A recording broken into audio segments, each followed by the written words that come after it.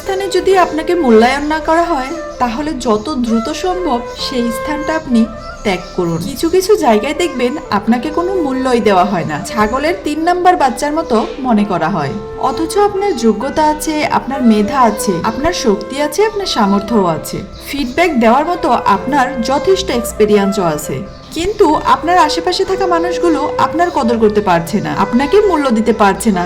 তাহলে যত দ্রুত পারবেন স্থান চেঞ্জ করুন, তারপরও ওই জায়গায় আপনি থাকবেন না।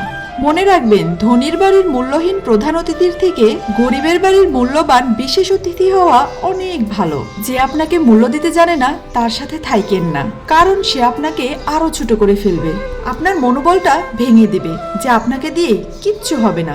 এর জন্য যেখানে আপনি মূল্য পাবেন, আপনাকে মূল্যায়ন করা হয়, সেখানে আপনি যান। আলহামদুলিল্লাহ, দেখবেন অনেক ভালো ফলাফল পাচ্ছেন।